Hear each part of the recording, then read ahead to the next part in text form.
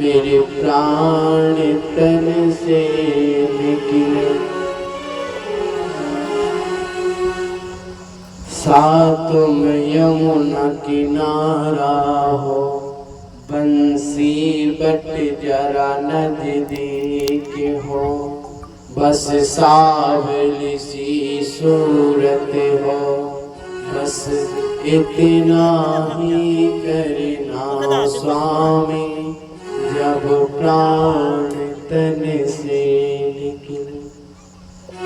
हे गोविंद जी, इतनी हमारी विनय है, इतनी आग्रह है कि जब हमारे इस शरीर से प्राण निकले तो आप हमारे सामने खड़े रहे, अपने सामने सूरत हमारे नेत्रों में समाये रहना। गोविंद जी ने कहा ठीक है। इधर पिता विष्णु जी ने अपने प्राणों को त्याग दिया, प्राण त्याग दिए।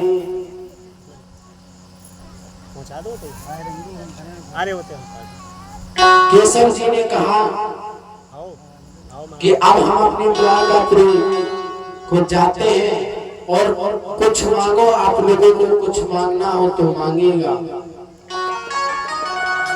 सब ने सब मांग लिया और जैसे माता कुंती की बारी आई, बोले बुआ क्या आप भी कुछ मांगोगे? बोले केशव, जिसके पास एक अनमोल रतन हो तो फिर उसको माया के धन दौलत को मांगने की क्या जरूरत है? आप तो हमारे अनमोल रतन हो और आप हमारे सामने हो, हर पल आप हमारे साथ रहते हो, तो हमको क्या मांगने की जरूरत है? बोले नहीं बुआ, आप कुछ तो कुछ ना मांगिए, आज हमारी देने की इच्छा हो रही है। तो कुंती माता कहती है कि अगर आप देना ही चाहते हो तो बस हे गोविंद हमारे लिए दुख दीजिए, दर्दता दीजिएगा। गोविंद जी कह रहे हैं अरे बुआ ये कोई मांगने वाली चीज है? अरे कोई दुख मांगता है? बोले गोविंद अरे वो क्या मांगे कि जिससे आपका नाम ही हम भूल जाएं। अरे मांगना है तो वो मांगे कि जिससे आपकी याद बनी रहे। अगर मनुष्य के पास ज्यादा पैसा हो जाता है, ज्यादा धन हो जाता है, तो वो तो परमात्मा को भूल ही जाता है, खुद अपने आप को परमात्मा मान लेता है। तो ऐसा क्या काम का धन कि जो आपकी याद ना आए, जिस धन से आपका नाम नहीं हमारे मुख से उच्चारण हो, तो क्या काम का धन? हमारे लिए तो हे गोविंद दुख दीजिए, जिसके दुख के कारण आपकी याद तो बनी रहे, आपका हम नाम तो ले। अगर आपकी देने की इच्छा हो तो हमको दुख दर्दता दीजिए। गोविंद जी कहते हैं बुआ क्या आपका एक भी पल क्या खुशी से व्यतीत हुआ? अरे आपका जन्म कहीं हुआ, पालन पोषण कहीं हुआ, आपका विवाह हुआ तो आपके पुत्रों को मारने के लिए कौरवों ने बिल्कुल हर पल तैयारी करते रहे, तो आप उनकी रक्षा करते रहे, हमारे बेटे को कोई तकलीफ ना दे दे।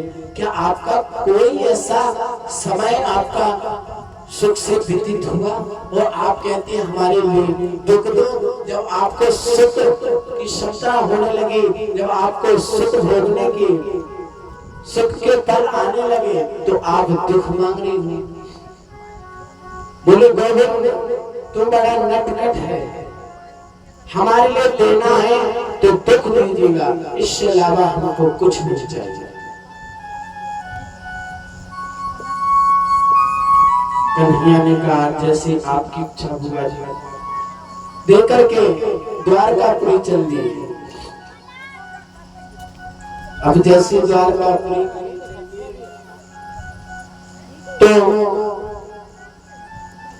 भीम भैया कहते हैं जाओ अर्जुन कन्हैया को छोड़ करके आना, और कुछ दिन वहीं भी रहना, इसलिए कन्हैया को बुरा नहीं लगेगा, वो आपको भी बुरा नहीं लगेगा। तो अर्जुन और कन्हैया द्वारका की ओर निकल जाते हैं। द्वारका में जैसे पहुंचते हैं तो सारे द्वारकावासी का बहुत स्वागत करते हैं और उनको धूमधाम से महलों में, द्वारकापुरी महलों में जाकर के उनको विराजमान कराते हैं और बड़े उनसे बतराने लगते हैं, कन्हैया जब से तुम इस द्वारकापुरी को छोड़ के गए हो ऐसे लगता है कि इस द्वारकापुरी में कोई है ही नहीं, बहुत बुरा लगता था। ऐसी इत्यादि बातें होने लगी। अर्जुन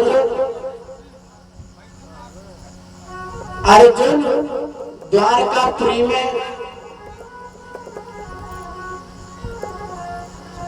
बहुत इतनी 1-1.5 वर्ष बीत गए, लेकिन अभी हस्तिनापुर नहीं है।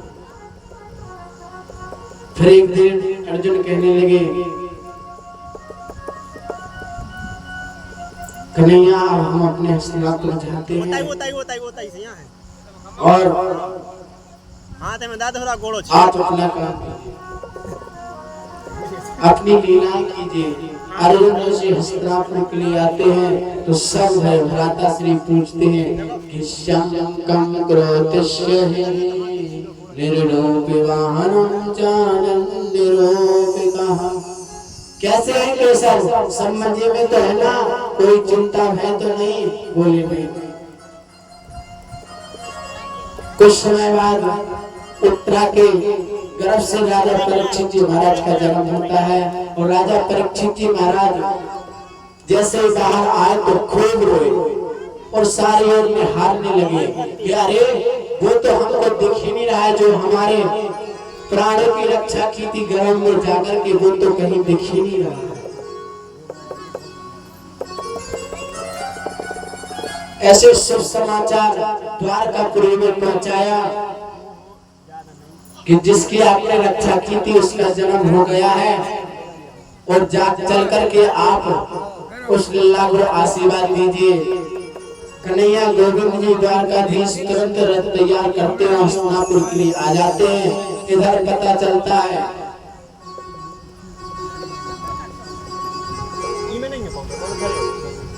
तो आकर के हस्तिनापुर में जैसे भीड़ को देखते बहुत लोग एकत्र हो गए कि अरे देखो कन्हैया कितने वर्षों में आ रहा है, इसलिए धूमधाम से उनकी हम सब लोग स्वागत करेंगे।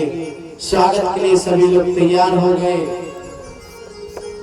और जैसे कन्हैया आए, कन्हैया को सिंहासन पे बैठाया और जैसे विदुर जी महाराज को पता चला कि आज हमारा कन्हैया आ रहा है,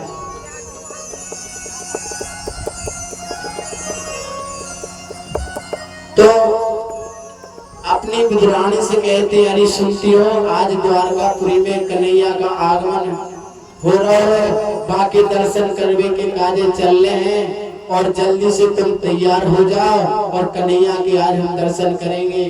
तो विदुरानी कहती है, अरे इतनी भीड़ भाड़ में क्या आपको दर्शन देगा क्या वो? अरे कितनी भीड़ नहीं है। विदुर जी कहते हैं, अरे जिससे प्रेम हो जाए, जिसके दीवाने हो जाए तो वो